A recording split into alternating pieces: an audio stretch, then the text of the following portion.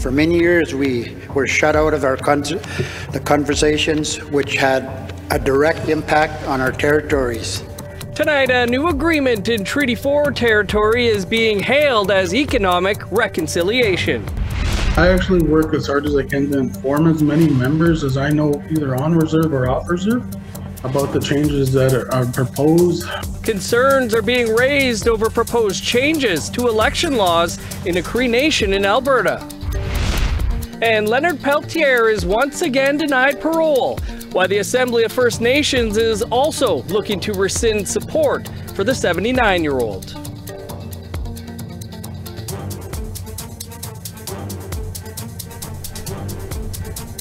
Good evening, I'm Dennis Ward. Welcome to APTN National News. Some breaking news out of Manitoba this afternoon. An elderly man from the Penamotang First Nation north of Winnipeg has some long-awaited news. Over half a century ago, he was convicted of murder. Today, he was granted a new trial. With more, here's T.R. Wheatley. These lawyers from Innocence Canada are happy this day has arrived. Their client, Clarence Woodhouse, was granted a new trial 50 years after he was sentenced to life in prison with 3 other First Nations men for killing Ting Fong Chan while he was walking home in Winnipeg. James Lockyer is a lawyer with Innocence Canada. He's been working on this case. That's off his criminal record, and he's facing a new trial for it. We're confident that the Crown will agree that he should be acquitted at his new trial. Last year, Brian Anderson and Alan Woodhouse were acquitted of the same murder. Clarence's brother Russell was also convicted, but he died in 2011. The killing in question happened in July 1973. Woodhouse and the others always maintain their innocence and say they were forced to sign confessions. The problem, none of the men from Penamotang in central Manitoba could understand English, as they were all Saulteaux speakers. On top of that, Woodhouse and the others say they were assaulted by Winnipeg police. They also faced an all-white jury. We talked to Manitoba about trying to isolate and identify other cases of wrongful convictions of Indigenous men and women back in that era. Lockyer said back then the justice system was not favorable and often racist. APTN reached out to Manitoba's Justice Minister for comment, but as of airtime, their request was not answered. Woodhouse and his family received the big news before the long weekend. However, there hasn't been a date set for the new trial. In the meantime, Woodhouse has been out on bail while Justice Canada considered his case. He is living in Winnipeg with his son and 5 grandchildren. T.R. Wheatley, APTN National News, Winnipeg. 1 week after the Ontario Provincial Police shot and killed a First Nations man, leaders are calling for a thorough investigation. Last Tuesday, the OPP fatally shot Bruce Frog, a member of the Wawakapawin First Nation, at Anishinaabe Park in Kenora. Police claim he was wielding knives when they shot him. Ontario's Special Investigations Unit is now investigating the incident. However, in a joint statement, Anishinaabe-Aski Nation Grand Chief Alvin Fiddler and Grand Chief Ogichita Francis Kavanagh of the Treaty 3 Grand Council cautioned the public about the SIU's investigation, stating they are often narrow in scope and may neglect broader systemic issues. The statement says too many confrontations with police end with violence to First Nations. First Nations leaders are set to gather in Montreal next week for the Assembly of First Nations Annual General Assembly. The agenda includes updates on First Nations policing and the investigation and audit of the AFN's financial and management policies. There are also currently more than 70 resolutions for leaders to vote on. One of the resolutions coming to the AFN AGA could change the way a national chief is elected. Last December, it took 2 days and 6 ballots for Cindy Woodhouse-Nepenak to meet the 60% of ballots cast threshold. Next week, a resolution looks to address national chief election voting deadlocks. If passed, when there are only 2 candidates remaining, the chief electoral officer shall announce one last ballot will be conducted, and the candidate with the most votes shall be declared the winner, even if that candidate does not reach the 60% benchmark.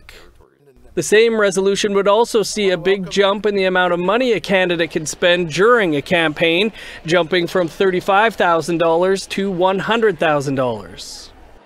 Another resolution calls for an independent inquiry into the deaths of Rebecca Comtois, Morgan Harris, Mercedes Myron, and Buffalo Woman.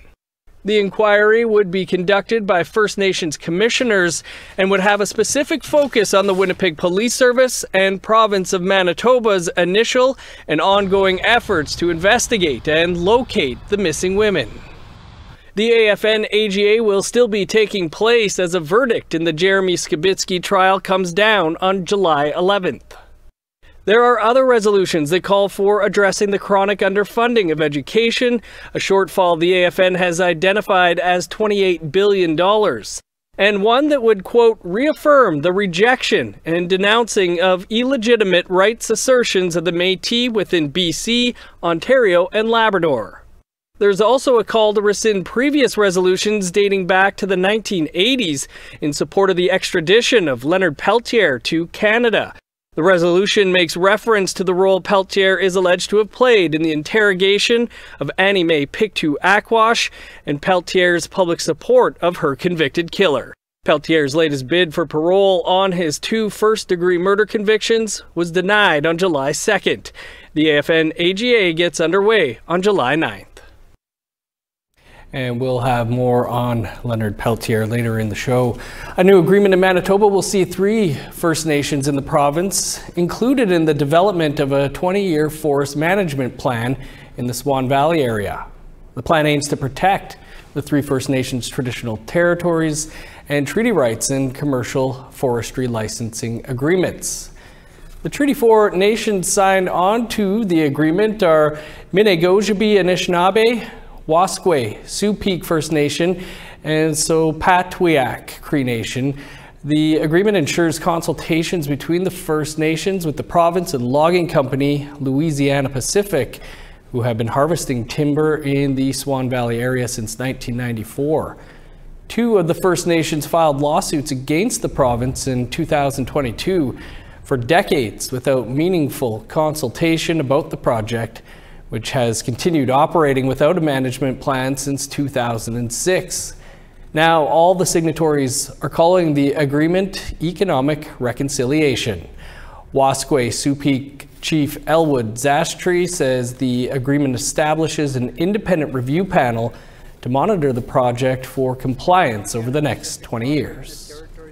For more than a decade, we have been raising concerns about Manitoba's failure to consider the protection of our treaty rights and a fair resource sharing when making decisions about Louisiana Pacific ability to cut trees from our ancestral lands. For many years, we were shut out of the conversations which had a direct impact on our territories. Calgary Mayor Joe T. Gondak has announced the city is removing indoor water restrictions. A quick overview of what changed since yesterday to allow us to return to regular indoor water usage today. First, we had 3 crews working all day yesterday to flush water through hydrants to reduce turbidity in the system. That's to reduce the cloudiness that some of you saw in your water. Work is in progress to ease outdoor water restrictions as soon as possible. Communities in Calgary had to restrict water usage by a quarter after a water main break on June 5th. The city is aiming to have full water usage back by July 5th, the day the Calgary Stampede begins. Well, with the water crisis easing out west, another one is developing on the east coast. Nearly half of the city of Halifax is now under a boil water advisory. Officials say a power outage yesterday allowed unchlorinated water into the system. A backup power system didn't kick in, leading to the issue. The Pockwalk facility services more than 200,000 people in the city. Well, we'd like to hear what you think about large cities in Canada experiencing water woes, or anything else you'd like to reach out about. Here's how to continue the conversation. If you have a story you want to share, you can send us an email to news@aptn.ca. To read and watch our stories, head on over to our website, aptnnews.ca. You can also find us online on your favorite social media sites, including TikTok, YouTube, LinkedIn, and X. Follow APTN News to join the conversation and see our latest stories. Well, as we mentioned, Leonard Peltier has had his bid for parole denied once again. We'll let you know when the next opportunity is, and much more after the break.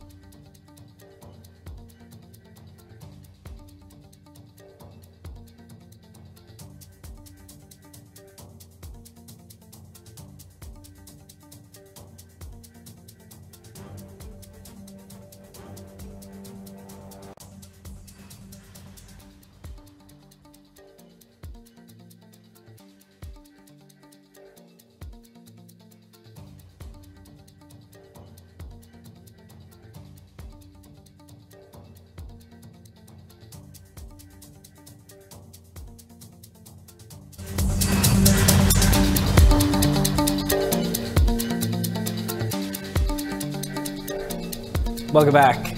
Well, as we mentioned, American Indian Movement activist Leonard Peltier has been denied parole today. Peltier's parole hearing was last month on June 10th at a penitentiary in Coleman, Florida. He was convicted of 2 counts of first-degree murder in the deaths of 2 FBI agents in Pine Ridge Indian Reservation in South Dakota and has been serving 2 life sentences since 1976. From the beginning, Peltier has maintained his innocence, and both the investigation and convictions were riddled in controversy.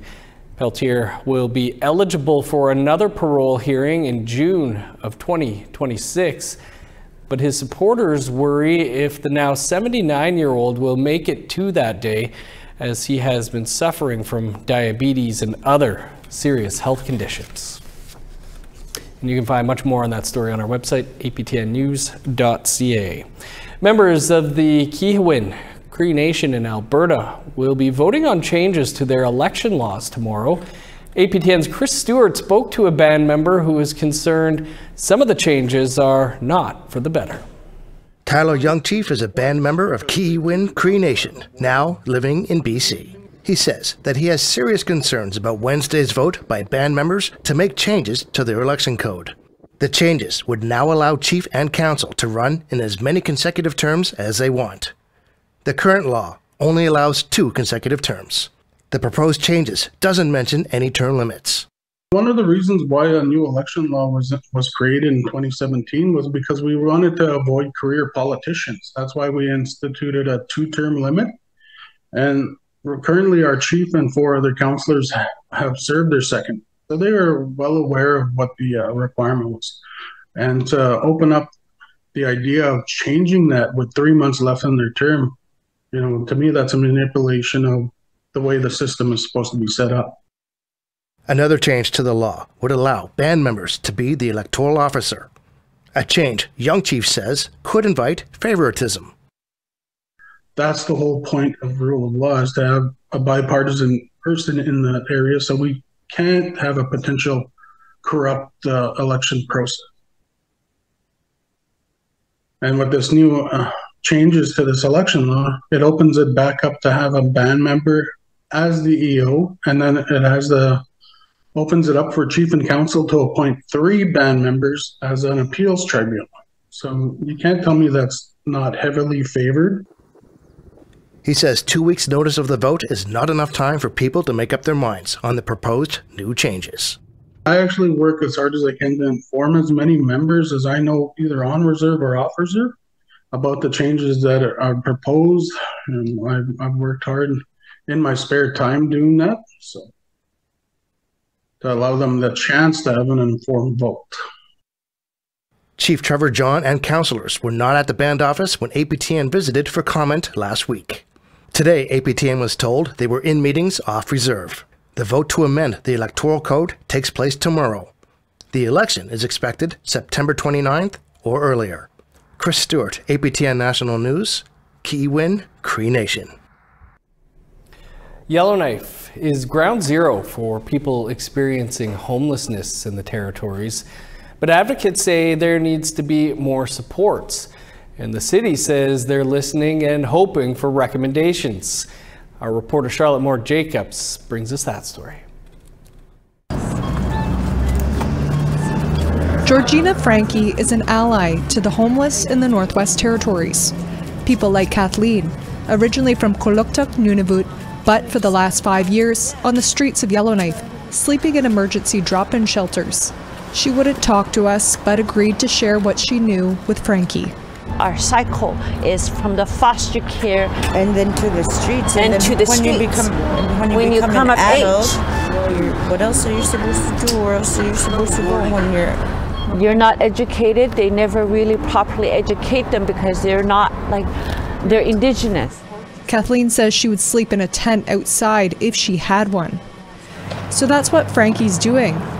She's helped build the first foundation of what's being called a tent encampment on green space overlooking the territorial legislature. We're trying to provide safety for the homeless as well.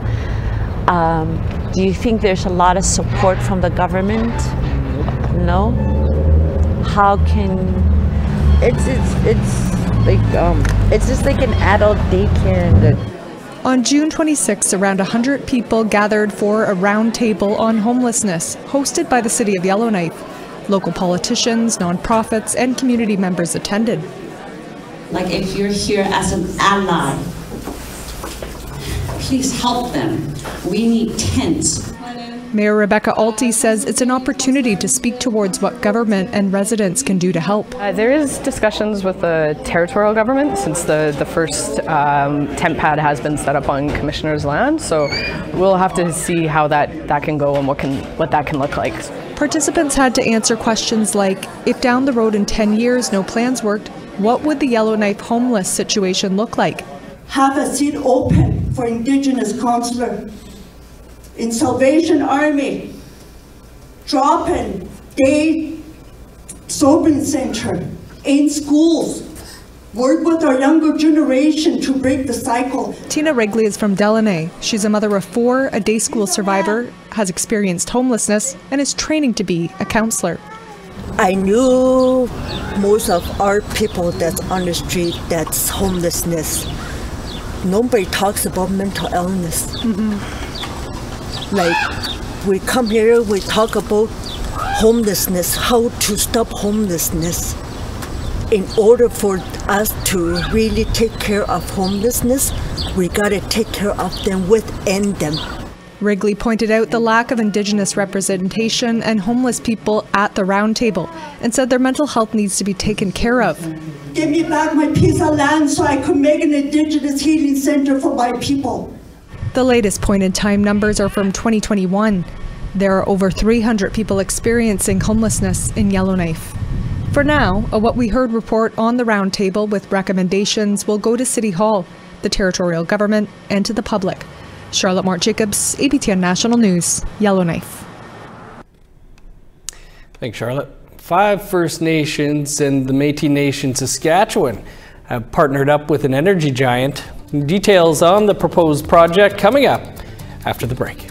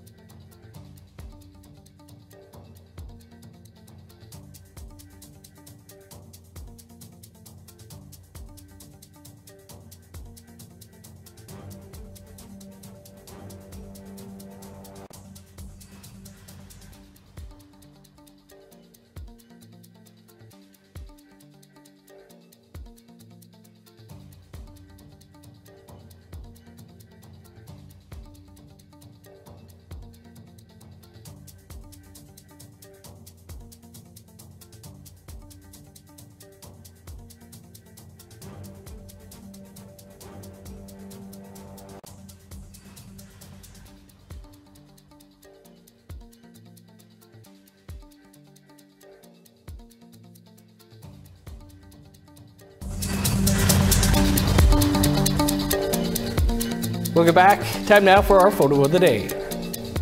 Manitoba sunset resting over the community of Ebb and Flow First Nation was sent in by Lucille Paul.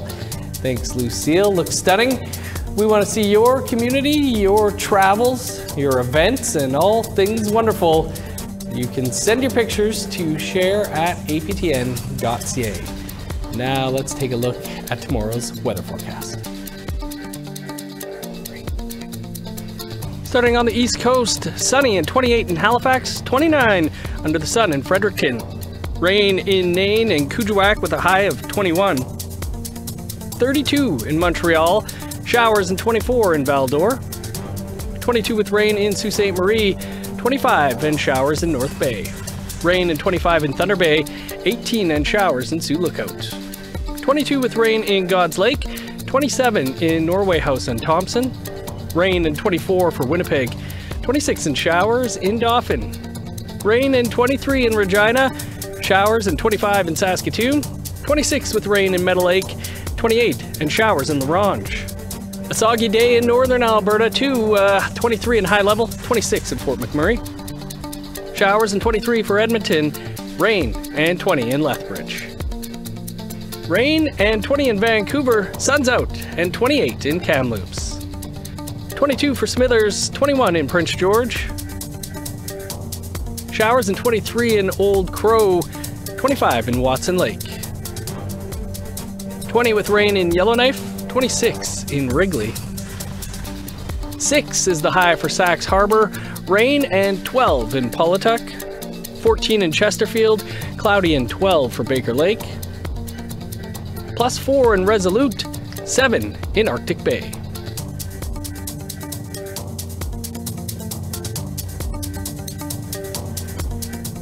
A historic agreement has been signed between 5 First Nations, the Métis Nation Saskatchewan, and energy infrastructure giant Enbridge.